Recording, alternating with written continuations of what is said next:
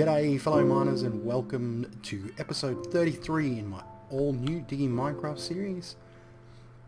My name as always is Armitage, and today's episode we are going to have a look at what I've worked on. I've been a little busy, and I have completed... Oh, that's interesting. Invisible chest and backwards facing chest. Let's see if I can fix that somehow.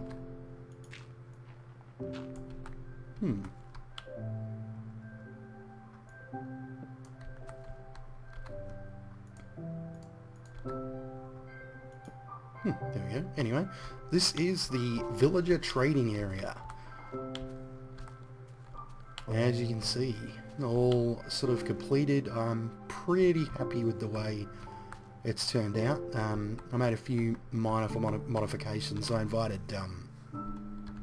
actually invited Mennace to my world to give me a bit of a hand with some of the building and gathering stuff, and he was kind of standing around most of the time because I couldn't really get him to help with the build, but when I needed something I'd send him running down to the storeroom and he'd go and grab it for me. I decided to go with the iron bars theme, and as you can see I've got quite a few villages in the little shop area here.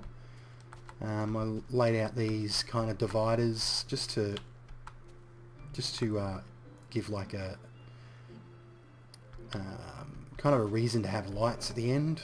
I don't know whether I want to keep maybe take the fence posts off or leave them on. Let me know what you guys think. I'm kind of leaning towards taking them away, but I don't know. Then there's this nice central area here, which has a whole bunch of chests, which I plan on, as you can see, I plan on filling with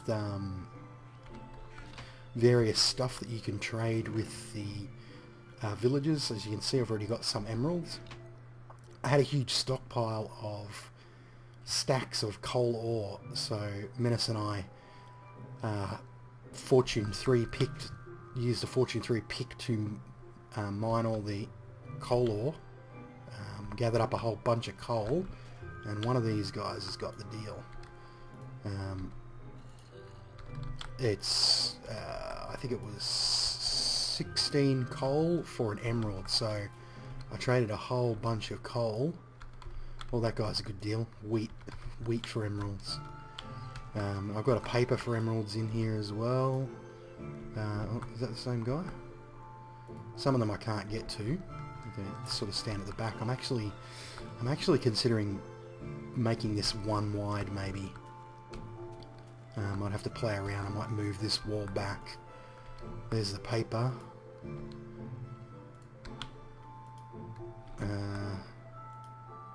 Gold for emeralds. 4 emeralds for a leather jacket. There's this guy in the back. Was that the guy?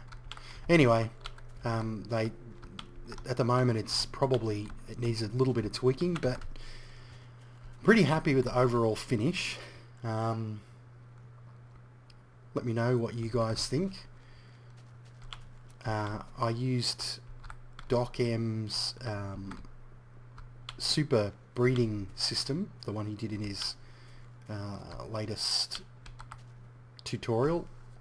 I will put a link to that in the description, and it's back here. It's slightly modified. This is the button to bring the guy at the back here up to the top, instead of having the fixed, like his was like a trading cell where he just had a villager here and a villager here, and he could kill them with lava. What I've done is I've just put a couple of dispensers filled with minecarts on the sides, and when I want to top up the guys in here, which I can get in here using a little hidden system here, so I can come in here and, if I want to, slaughter all these guys. Ooh, nice.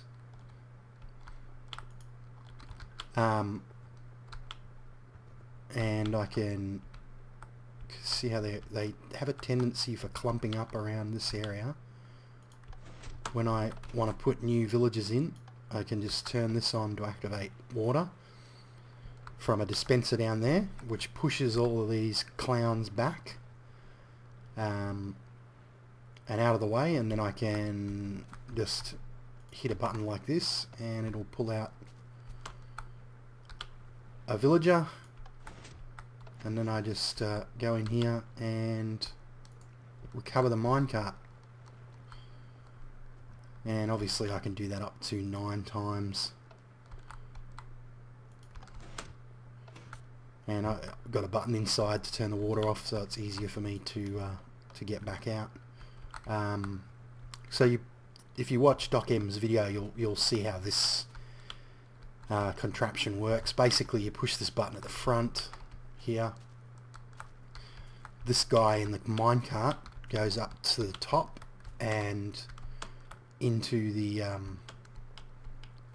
into this area, which is considered a village by the AI code, because it has doors with light above them for 5 blocks in front and back, and a roof over the doors. What happens is these villagers down the bottom here try to breed with the guy up the top, and when they can't reach him, they breed with one another. But when the baby's born, it doesn't attach itself to a door. Pretty sure, I could be wrong about this, but I'm pretty sure that the villager actually needs to open and close the door in order to be for that door to be considered having a villager attached to it. But because they can't reach the doors, they just keep breeding like crazy. And it took me a little while to get this all sorted. I needed to take out a little bit more area, like clear out a bit of area on this side and in the front here. But eventually I got it done, and I wanted to show you guys this dispenser tea flip-flop that I made. I mean, I would imagine that it's quite possible that I didn't think this up, so don't say, oh, I stole that idea, but I did come up with the concept on my own, and it's based on one of Etho's, or an idea that Etho came out with a long time ago. It's a boat switch. So I have a boat here sitting on a pressure plate. Behind here is a dispenser with a bucket of water in it. Actually, I might just, for OCD's sake, I might even replace those.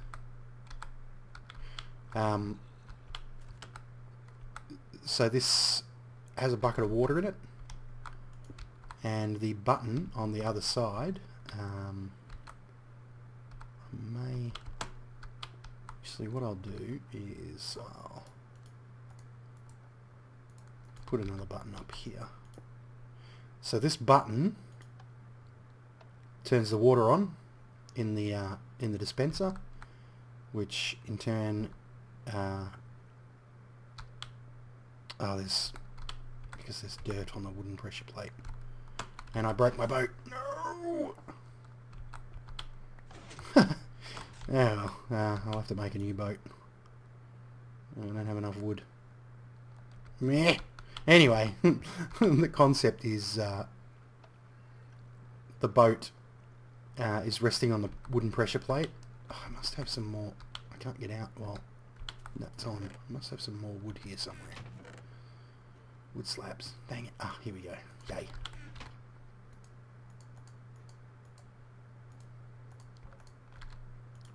Alright, so we'll get to look at this concept by putting this boat here. So when the water's off, the doors open, and when you push, well, the button on the other side, it activates the dispenser, which lifts the boat off and glitches it out a little bit. As you can see, it returns perfectly So that's just a multiplayer error, like the whole boat vanishing into walls. It's just one of their new glitches introduced with the 1.3.1 patch. You can see the boat kind of goes spazzes out, but it is still there. So I could probably cover that up, to be honest. So yeah, so that's basically the way it works. I was using a lever and I wanted to change that. I wanted to change the lever. So this is what I came up with, this boat T flip-flop. And the wiring's a bit wacky, but unfortunately that's how it has to be. So that's the villager. Oh, I actually didn't want these trees to grow. Maybe I'll trim it down a little bit. I actually didn't want these trees to grow at all.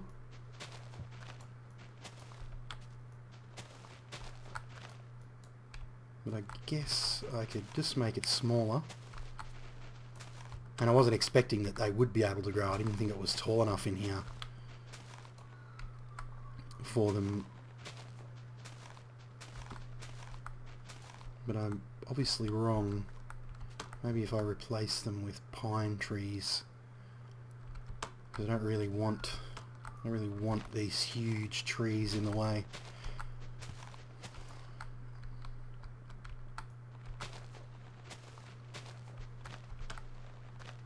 Although it could look nice with a big tree in here. I don't know. Let me know what you guys think. Anyway, so that's the villager trading area. All finished. Maybe with the exception of a few tweaks. As I said, I may move these walls back a little bit to get these guys kind of easier to reach and spread out a little bit more. They may disperse a bit more rather than bunching up like they do together. They have a tendency to do that. But apart from that, yeah, I'm fairly happy with it. You probably hear mob sounds back there. That's because just on the other side of that wall, like 5 blocks past that wall at the back, is my mob generator, my mob spawner, which is in the hill there, which obviously the stairway goes down to there, so it's just behind there. Just a little bit of a reminder of what can happen, just to give these guys a bit of a reminder, you know, don't mess with me or I will let the zombies in. Alright? Alright? You hear me, guys? Do not mess with the bull, you will get the horns. Anyway, so that's the villager area. I want to show you one other thing that I've started work on and haven't completed yet. When I get my leaping abilities done. This elevator is still broken. It's something to do with, again, as I said, glitchy boats. That boat's probably, yeah, see, they act really weird when you push them with pistons. So I'm going to have to try and figure out a pistonless version of this, so it doesn't use a piston to push the boat. I've got an idea in my head of how I'm going to do it.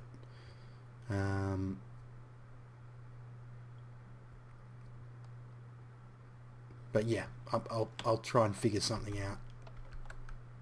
See, this boat just kind of sits, it gets kind of stuck, which is a bit of a pain, because sometimes it's down the bottom, but it's like a non-entity. You can't move it or push it. You can't walk through it, but you can't move it or push it out of the way or anything like that. Is it getting night time? I'll quickly go out here. Keep leaving these gates open. So this is the other thing that I worked on with Mennace. Big thanks to him for his help. He made life a little bit easier. He kind of helped me out with the wiring for this as well. This is now how I load or reload the chickens. Let's split these up.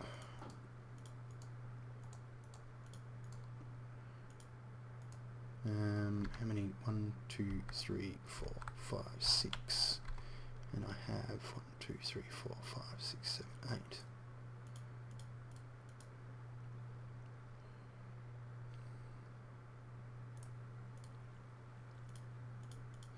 8. Right, so you basically throw some eggs into each of these dispensers.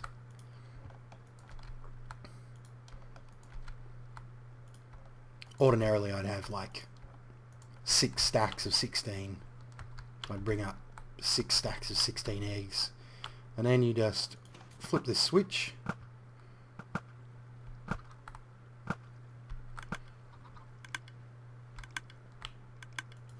and once the dispensers are empty, you just turn the power off. So they fire the eggs into the side of this thing here, and then the chickens all get washed down into the chicken holding area, where there's about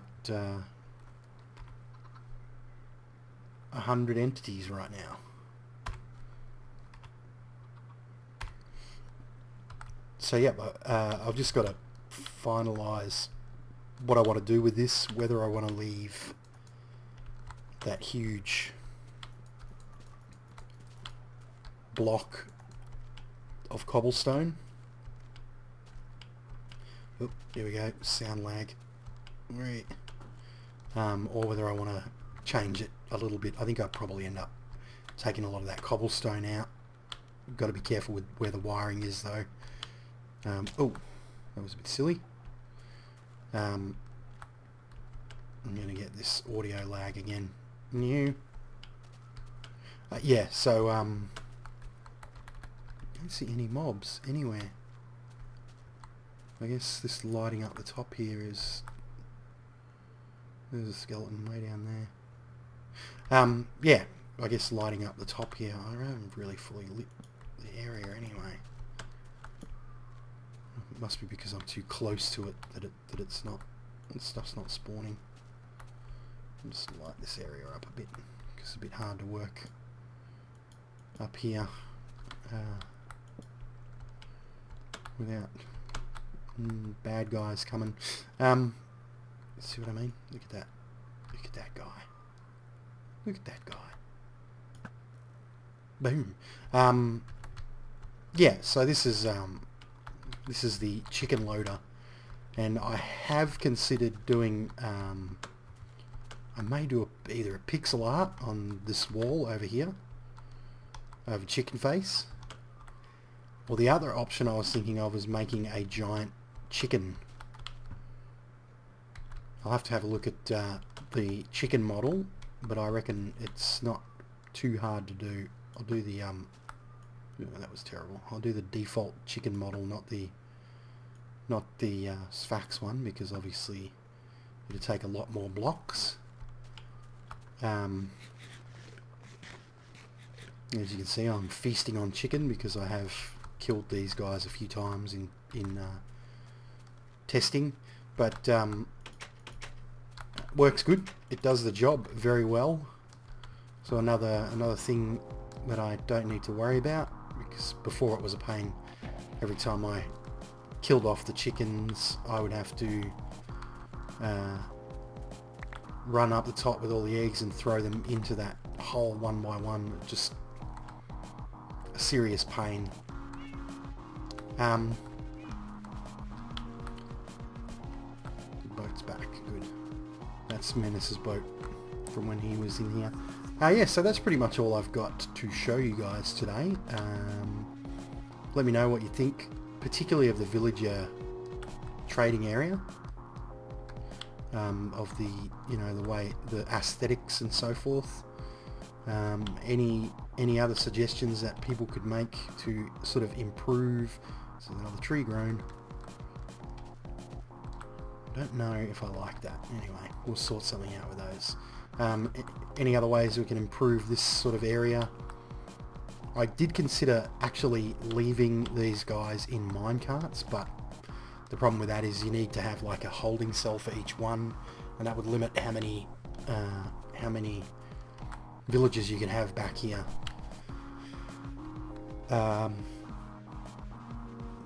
In the shop area, and I wanted to get about 15 to 20 per side, which is I think about what I've got. Well, there's at least more than 20 in that side, and there's at least 15 in this side. So yeah, let me know what you think, guys. Anything else I can do to improve the look of the place, or maybe what I should do with these trees. And yeah, if anyone has a better solution for keeping these guys to the front of the